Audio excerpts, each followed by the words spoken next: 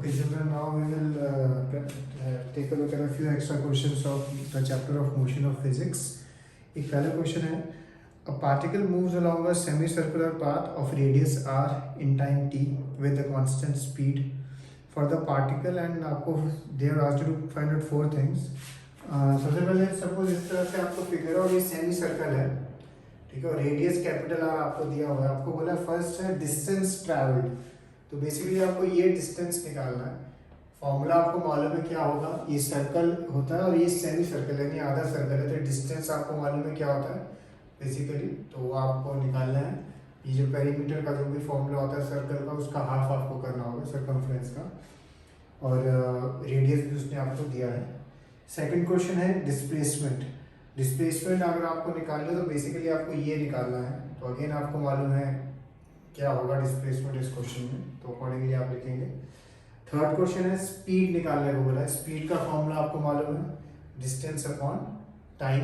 Distance आप first part में already निकाल चुके होंगे एंड टाइम अगेन आप यूज करेंगे. लास्ट है वेलोसिटी. वेलोसिटी का फॉर्मूला अगेन आपको मालूम है, displacement upon time. Again displacement आप ऑलरेडी बी पार्ट में निकाल चुके होंगे, तो डी का भी आंसर आ जाएगा. So if you see this question, all the parts are in a way interconnected. Okay, so ध्यान से करना, because अगर सपोज फर्स्ट टू आपके इनकरेक्ट होंगे तो नीचे वाले भी दोनों इनकरेक्ट हो जाएंगे. तो एक ये फर्स्ट क्वेश्चन है.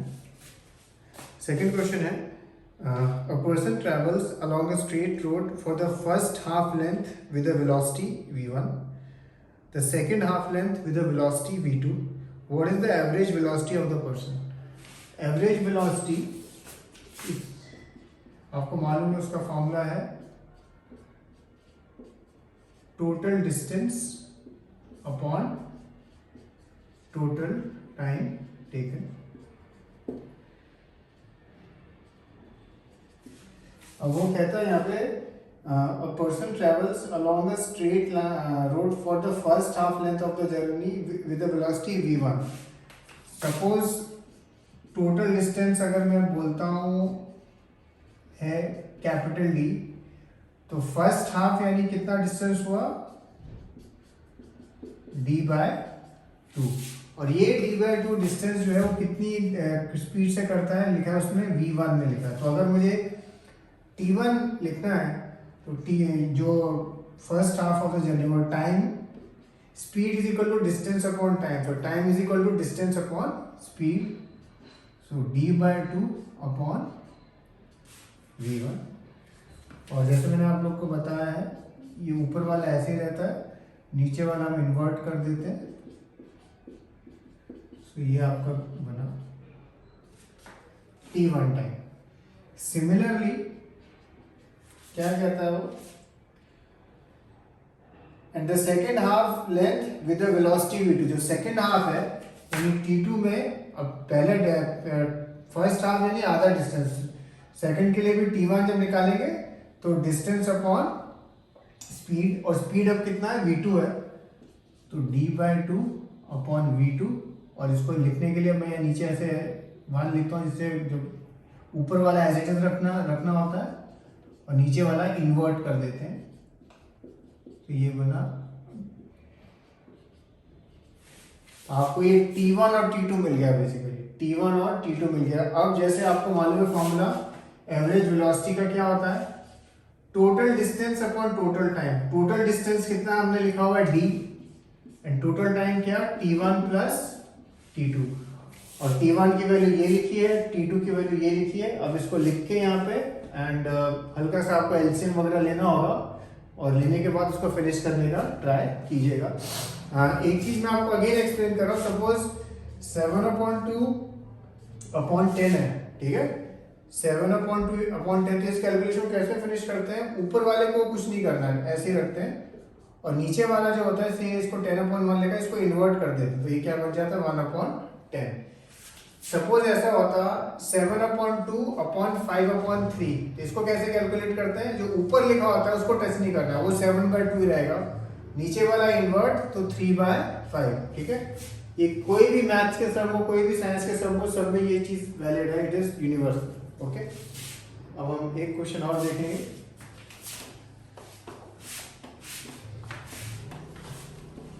थोड़ा लंबा क्वेश्चन है but it is a interesting question, अगर आता है तो it comes for 5 marks.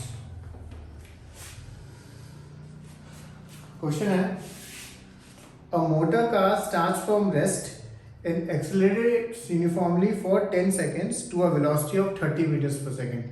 Rest से start होता है and it attains a velocity of 30 meters per second at the end of 10 seconds. It then runs at a constant speed, फिर constant speed से run करता है and is finally brought to rest in 80 meter with a constant retardation. Total distance covered is 830 meters. फिर लिखा है find the value of acceleration, retardation and total time taken. 3 चीजें उसने बोली हैं आपको निकालने के लिए।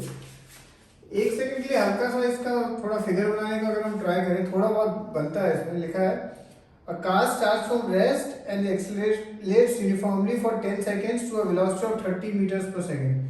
तो रेस्ट यानी 0 से स्टार्ट होता है, फिर एक्सेलरेशन यूनिफॉर्म हो रहा है तो स्ट्रेट लाइन, एंड कब तक होता है एक्सेलरेशन, जब तक उसका स्पीड 30 मीटर पर सेकंड तक नहीं होता है। और ये कितनी देर तक होता है, ये 10 सेकंड्स तक होता है, ये टाइम 10 सेकंड्स तक होता है। फिर कहता है then it runs at a constant speed, फिर इसकी स्पीड कांस्टेंट रहती है, यानी 30 मीटर पर सेकंड है तो 30 मीटर पर सेकंड रहती है। एंड फिर लिखा है and is finally brought to rest in 80 metre with constant retardation. और फिर इसका रिटार्डेशन जो स्टार्ट होता है उस जितनी देर ही चलता है 80 मीटर कवर करता है, इसमें लिखा है।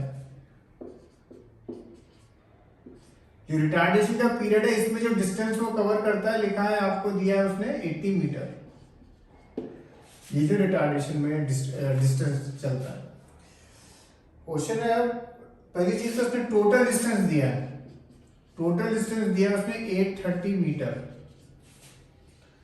अब लिखा है उसने कि एक्सेलरेशन निकालो एक, तो फिर रिटार्डेशन भी निकालो जो मतलब ऑपोजिट ऑफ एक्सेलरेशन होता है, and total time taken, total time निकालो।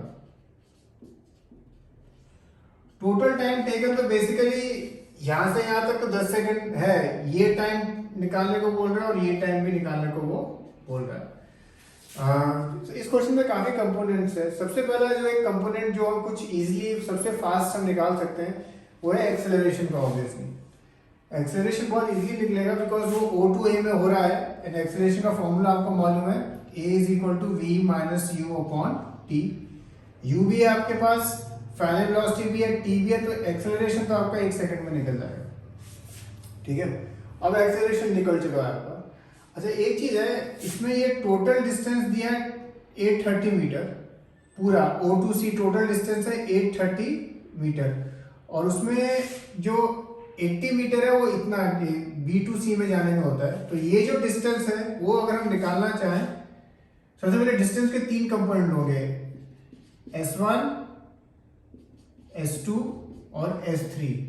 S3 उसने हमें क्वेश्चन में दिया 80 मीटर है रिटार्डेशन वाला, ये कांस्टेंट स्पीड वाला और ये एक्सेलरेशन वाला।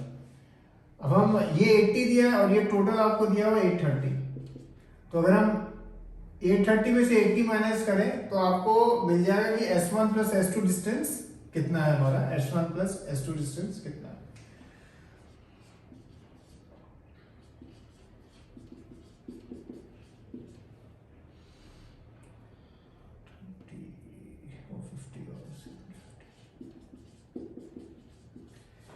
बेसिकली 750 मीटर डिस्टेंस ये वाला है।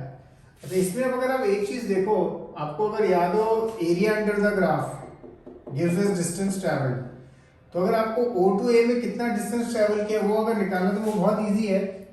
हाफ, ये ट्राइंगल है बेस, और हाइट कितना है 30, ये 150 मीटर है S1।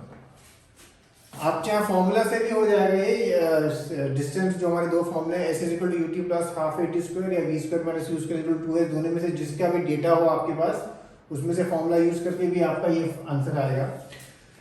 तो आपको S1 मिल जाएगा, यानी ये डिस्टेंस कितना है 150 मीटर है, ये आपको डिस्टेंस मालूम चल गया।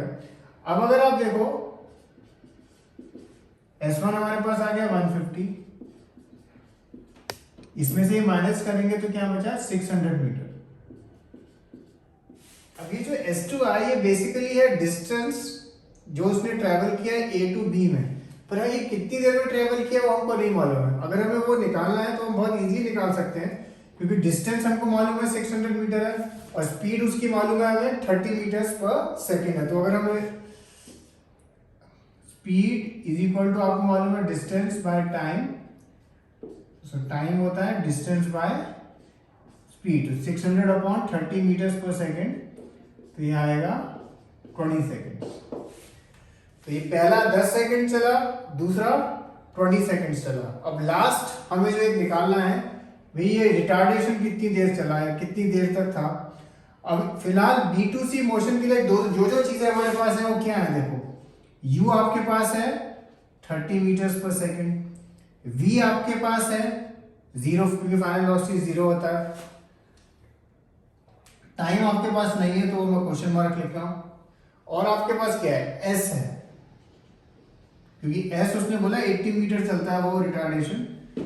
तो अब अगर आप ये देखें u v t s, ये यूज करके कौन सा फॉर्मूला यूज करके आप देखिए आप a निकाल सकते हैं, बहुत इजी है।